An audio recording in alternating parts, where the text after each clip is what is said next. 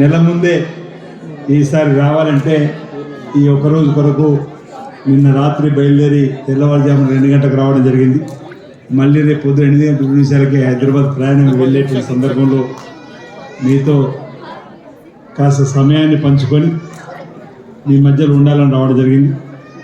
ఇక్కడ ఈ వేదిక మీద మరి నాతో పాటు ముఖ్య అతిథిగా ఉన్నటువంటి ఖతార్ లేబర్ మినిస్టర్ రిప్రజెంటేటివ్ ఉన్నటువంటి పెద్దలు ఖలీద్ గారు, అదేవిధంగా ఇక్కడ వేదిక మీద నాతో పాటు వచ్చినటువంటి మిత్రుడు నరేష్ రెడ్డి గారు, రవి గారు, మీకు 2010 నుంచి ప్రాంతంలో ఉన్నటువంటి మిత్రుడు రవి గారు, అదేవిధంగా ప్రస్తుతం ఈ కార్యక్రమాన్ని మరి నిర్వహిస్తున్నటువంటి గల్ఫ్ సేవా సమితి తెలంగాణ గల్ఫ్ సమితి సంబంధించి అధ్యక్షుడు శంకర్ గారు,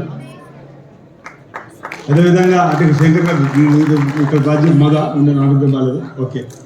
ఇంతకుముందే శ్రీధర్ గారు కూడా పాత మిత్రుడు పరిచయం కావడం జరిగింది. ఇంకా వేదిక మీద ఉన్నటువంటి వివేక్ గారు, ప్రసాద్ గారు, భీష్మ పితామహుడు అంటున్నారు, ఇక్కడ చాలా రోజులు ఉన్నట్టున్నారు గారు ప్రసాద్ గారు, ప్రజలు షాన్వాజ్ గారు ఇప్పుడే పరిచయం అయిన వారు, అదేవిధంగా ఇప్పుడే మన మధ్యలో మాట్లాడినటువంటి బాబు రాజన్ గారు, ఇంకా కృష్ణకుమార్ గారు ఉన్నారు వేదిక మీద, ఇంకా చాలామంది పెద్దలు. కేకే గారు ముందుగా ఈ సభను ఉద్దేశించి మాట్లాడినటువంటి మరొక కూడా ఒక కేకే ఉన్నారు, సీనియర్ నాయకులు. మరి వీరు జాఫ్కర్, ఓకే, వీరు. అదేవిధంగా ఈ కార్యక్రమాన్ని నిర్వహిస్తున్నటువంటి ఇతర పెద్దలందరికీ కూడా పేరు పేరున రాత్రి 2 గంటల నుంచి నన్ను ఆహ్వానం ఎయిర్పోర్ట్ నుంచి అందుకొని ఇప్పటివరకు కూడా నాతో పరిచయం అయినటువంటి మిత్ర బృందానికి మీ పేరు చెప్పండి. రాయల్లయ్య, రాంధ్రప్రసాద్,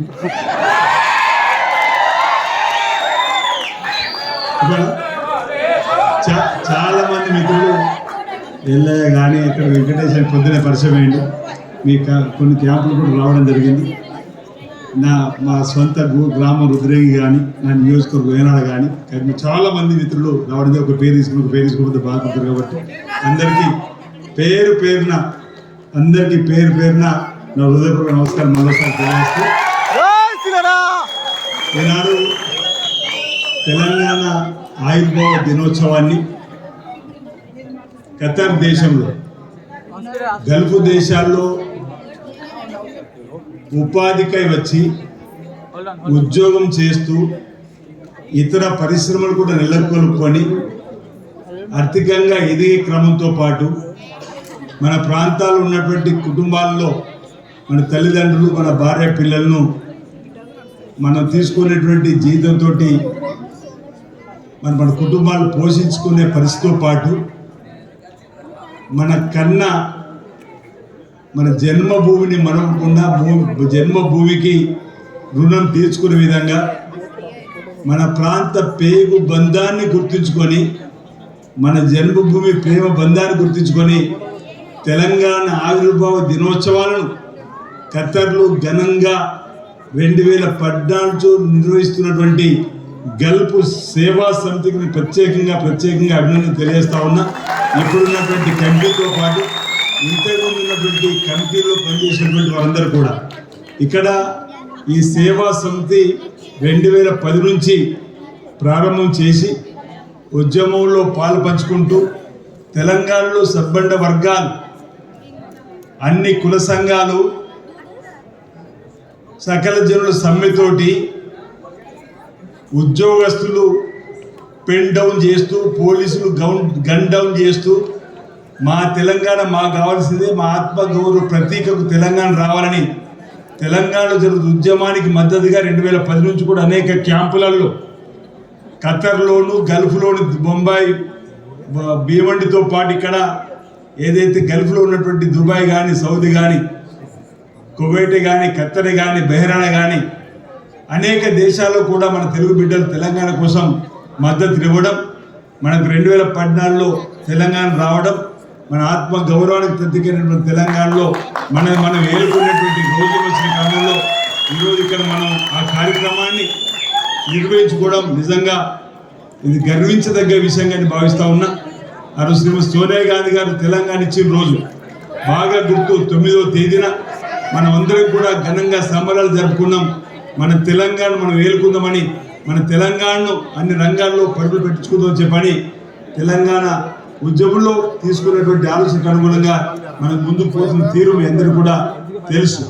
అలాంటి తెలంగాణ ఆవిర్భావ దినోత్సవం ఎల్లుండి 2వ తేదీన జరుపుకోవాలి. జూన్ 2న ఆవిర్భావ దినోత్సవాన్ని తెలంగాణలో అంగరంగ వైభవంగా ఇప్పటికీ మేము వచ్చేవరకు ఇక్కడ కూడా మన తెలంగాణకు సంబంధించినటువంటి గీతాన్ని కూడా ఆలకించుకొని చేసేటువంటి కార్యక్రమం, మన జాతీయ జెండాను ఎగరవేసుకొని తెలంగాణ ఆత్మ గౌరవ ప్రతీకైనటువంటి తెలంగాణ ఆవిర్భావోత్సవాన్ని జరుపుకోవడంతో పాటు తెలంగాణ ఏ విధంగా ముందుకు తీసుకొని వెళ్ళాలి, తెలంగాణ రాష్ట్రంలో అన్ని వర్గాల ప్రజల అభివృద్ధికి ఏ విధంగా పాటుపడాలి, ఎస్సీ ఎస్టీ బీసీ మైనార్టీ వర్గాలతో పాటు రైతు వర్గాలకు సంబంధించినటువంటి అన్ని వర్గాలకు సంబంధించిన వారిని ఏ విధంగా మనం అభివృద్ధి పద్ధతుల్లో తీసుకొని పోవాలని చెప్పినటువంటి ఆలోచన చేసేటువంటి కార్యక్రమాన్ని ఈరోజు మీ అందరి ఆశీస్సుతోటి 16 మాసాల క్రితం ప్రజాపాలన ఇందిరమ్మ రాజ్యం అధికారంలోకి వచ్చి ముఖ్యమంత్రిగా గౌరవనీయులు శ్రీ రేవంత్ రెడ్డి గారు పదవి బాధ్యత స్వీకరించిన తర్వాత అనేక కార్యక్రమాల్ని అమలు చేస్తూ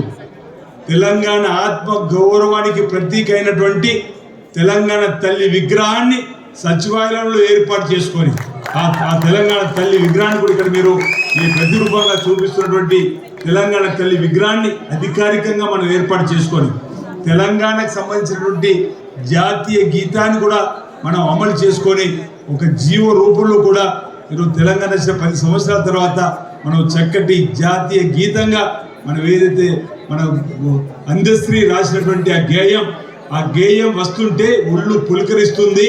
తెలంగాణ భావాజాలాన్ని చూపించేటువంటి ఆ గేయాన్ని కూడా మనం అమలు చేసుకొని ముందుకు పోతున్న క్రమంలో పాత ప్రభుత్వం ఏదైతే మన తెలంగాణ ఇస్తున్నటువంటి ఏ పథకాన్ని రద్దు చేయకుండా యథావిధిగా పథకాలను కొనసాగిస్తూనే కొత్తగా తెలంగాణలో అనేక కార్యక్రమాల్ని అమలు చేస్తూ గౌరవ ముఖ్యమంత్రి రేవంత్ రెడ్డి గారి సర్కార్ పోతున్న తీరును మీరందరూ ఇప్పటికే సెలవులప్పుడు వచ్చిన సందర్భంలో చూసి ఉంటారని చెప్పిన భావన ఒకసారి గుర్తు చేసేటువంటి కార్యక్రమం.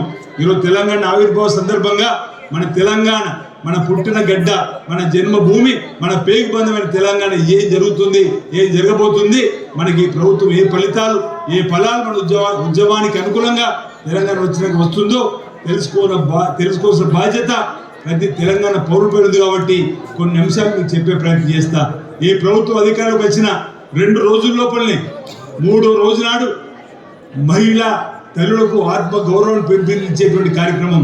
ఈరోజు ఆడతల్లులందరికీ ఆర్టీసీ బస్సులు ఉచిత ప్రయాణం చేసినాం. ఏ ఆడతల్లి ఆర్టీసీ బస్సులు ఎక్కినా ఉచితంగా తెలంగాణ మొత్తం కూడా తిరిగేటువంటి కార్యక్రమాన్ని ఈరోజు అమలు చేస్తూ ముందుకు పోయినటువంటి సందర్భాన్ని గుర్తు చేస్తూ 500కే మన సిలిండర్ ఇచ్చేటువంటి కార్యక్రమం కూడా అమలు చేస్తూ ముందుకు పోయే క్రమంలో గృహజ్యోతికి సంబంధించి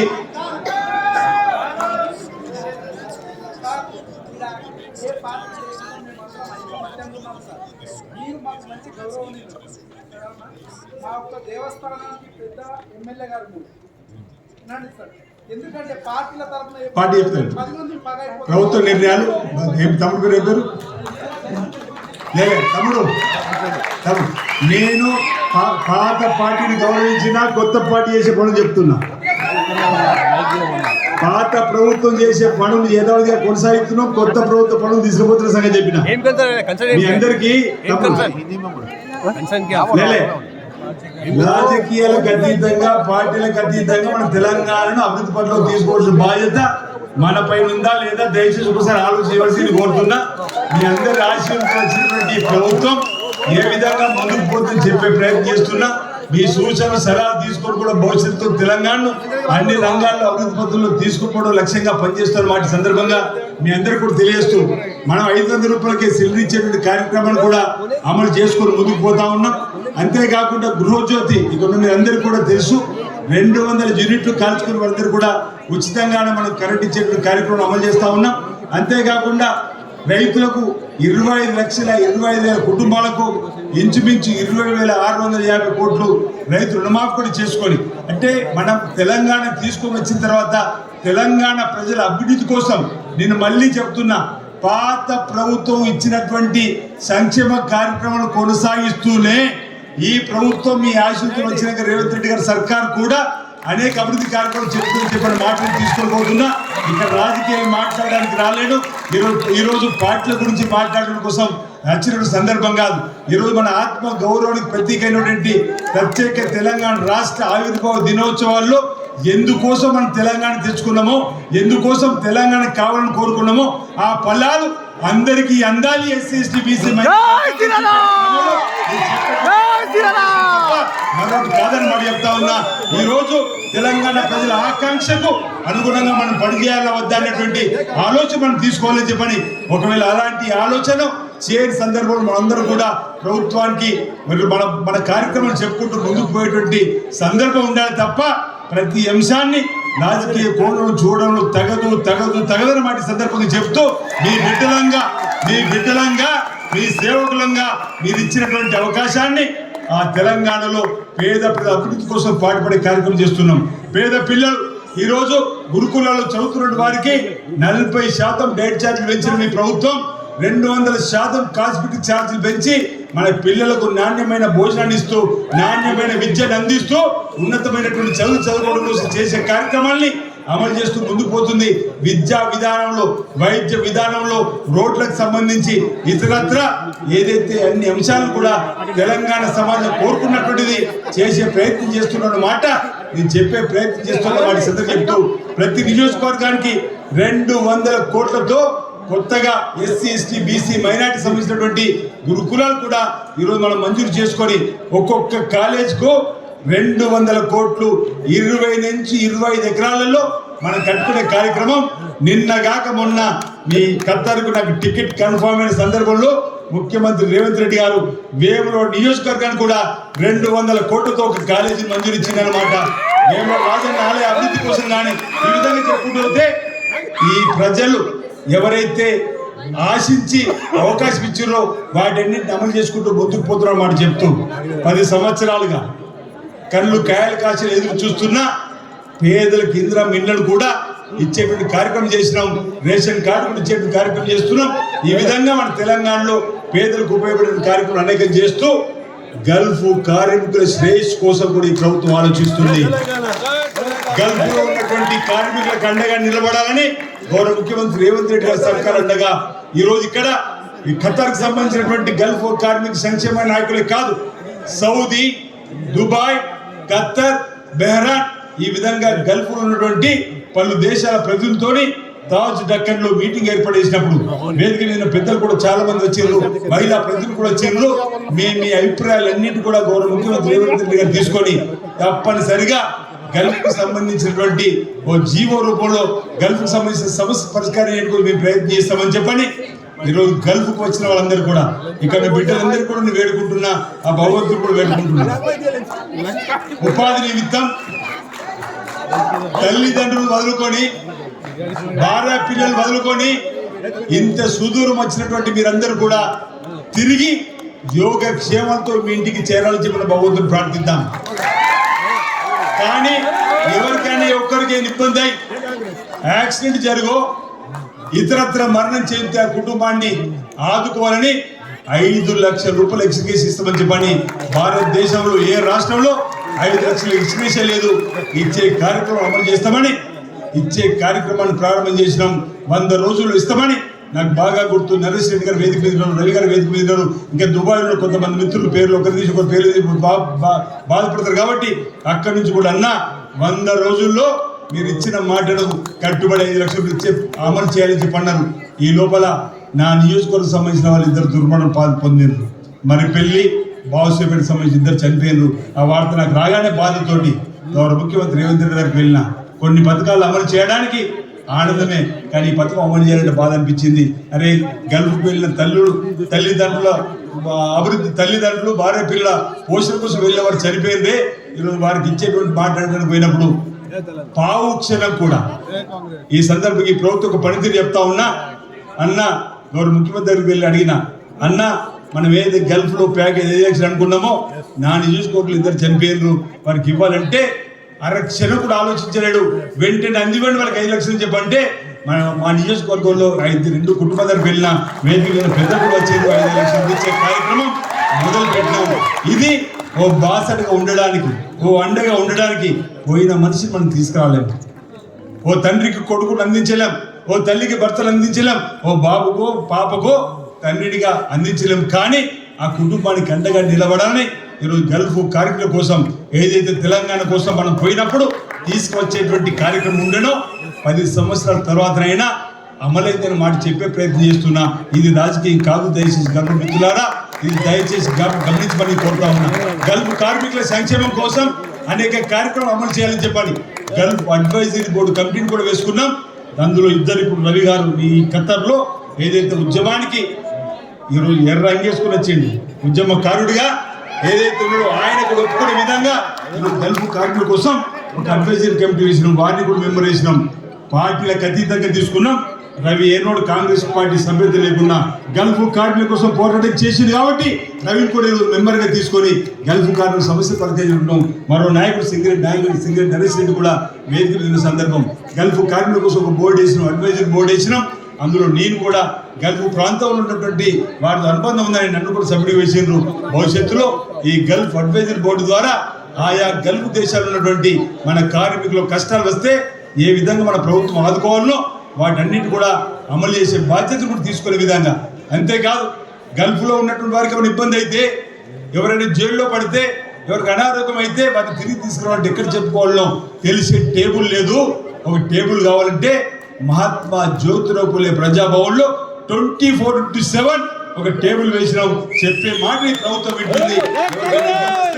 వెంటనే ఆ ఇండియన్ ఎంబసీకి ఇక్కడ ఖలీద్ గారు ఉన్నారు, లేబర్ మినిస్టర్ రిప్రజెంటేటివ్ గా. అలాంటి పెద్దలకు మన తెలంగాణ గవర్నమెంట్ నుంచి, మన ఇండియా గవర్నమెంట్ నుంచి వారికి ఎంబసీకి మన సమస్యలు చెప్పి ఆ కుటుంబాలను ఆదుకోమని చెప్పడానికి కోసం ఈరోజు మహాత్మా జ్యోతిరావు భవన్లో కూడా గౌరవ ముఖ్యమంత్రి రేవంత్ రెడ్డి ఆధ్వర్యంలో ఒక కార్యక్రమం అమలు చేసుకున్నాం. అంతేకాదు చాలా మంది పేద పిల్లలు ఉన్నారు. మా పిల్లలందరూ కూడా గురుకులాల్లో మొదటి ప్రాధాన్యత తీయమంటే మాట ఇచ్చినాం. మన పిల్లలు గల్ఫ్లో ఉన్నటువంటి మీ అందరి పిల్లలు 5వ తరగతి నుంచి ఇంటర్మీడియట్ చదువుకోవడానికి మీకు ముందుకు వచ్చి గురుకులాలు సీట్ ఇప్పిస్తుంటే ఈడ మాటిస్తున్న అందరికీ గురుకులాలు సీట్ ఇప్పించే బాధ్యత ఈ తెలంగాణ ప్రభుత్వం అన్నమాట. మాట ఇచ్చినాం.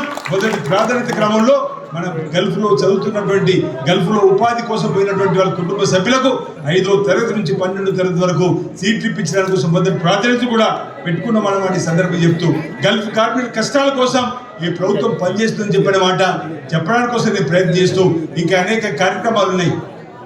గల్ఫ్లో ఉన్న పేదలకు అక్కడ ఇల్లు నిర్మాణం చేసుకుందామంటే మీరు బహుశా చూసుంటారు. ఈ 2వ తేదీ నుంచే ఇవ్వాలని చెప్పని 3500 ఇందిరమ్మ ఇళ్లను ఇచ్చే కార్యక్రమాన్ని అమలు చేస్తా ఉన్నాం. అందులో మీ అందరికి కూడా పేదవాళ్ళు మనవాళ్ళు ఇల్లు కట్టుకుంటుంటే మీరు పేరు నమోదు చేసుకోండి. అడుగు జాగా ఉండి ఇల్లు లేనటువంటి వారికి మొదటి దర్శనం ఇస్తున్నాం. ఒకవేళ అడుగు జాగా లేని వాళ్ళు ఉంటే కూడా నేను మాటిచ్చిన మన నియోజకవర్గంలో జిల్లాలో 2వ దశలో అడుగు జాగా ఇప్పిస్తూ 5 లక్షలు ఇల్లు ఇచ్చే కార్యక్రమం తీసుకుంటాం. అందులో కూడా గల్ఫ్ కార్మికులకు మొదటి ప్రాధాన్యత ఇస్తామని మాట సందర్భంగా చెప్తూ భవిష్యత్తులో రాజీవ్ యువ వికాసం పెట్టినాం. ఈరోజు భవిష్యత్తులో మీరు తిరిగి వచ్చి మన దేశంలో ఉండేటప్పుడు మీ గ్రామాలు ఉంటే రాజీవ్ యువ వికాసం కూడా మొదటి ప్రాధాన్యత ఇచ్చే విధంగా గౌరవ ముఖ్యమంత్రి రేవంత్ రెడ్డి గారి దృష్టికి తీసుకుని పోతామని మాట సందర్భంగా నేను తెలియజేస్తూ ఇక మన మిత్రులు కూడా చెప్తా ఉన్నారు ఎక్కువ సమయం ఏమిస్తుందని చెప్పని. కాబట్టి నేనంటే మీ మధ్యలోకి వచ్చినాక నేను ఎంతకుముందన్నా బహుశా హైదరాబాద్ ఉన్నట్టు అనిపించింది, నీ ఖతాలో ఉన్నట్టు అనిపించలే, తెలంగాణలో ఉన్నట్టు అనిపించింది తర్వాత.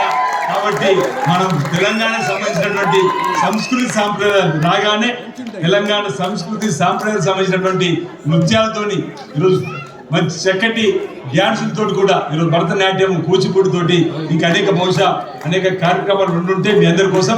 అందుకే తెలంగాణ ఆవిర్భావ దినోత్సవం సందర్భంగా ఖతర్లో బ్రహ్మాండంగా జరుపుకుంటున్నటువంటి ఈ కార్యక్రమానికి మీ అందరికీ కూడా తెలంగాణ ప్రభుత్వం పక్షాన తెలంగాణ ఆవిర్భావ దినోత్సవ శుభాకాంక్షలు తెలియజేస్తూ మీ అందరికీ మంచి జరగాలని కోరుకుంటూ మీ అందరికీ తెలంగాణ ప్రభుత్వం అండగా నిలబడుతుంది. మీ కష్ట సుఖాల్లో పాలు పంచుకుంటుంది. ఎక్కడ ఇబ్బంది వచ్చినా మీ అండగా నిలబడతామన్నటువంటి సందర్భంగా నేను తెలియజేస్తూ ముగిస్తా ఉన్నాను. అందరికీ నమస్కారాలు.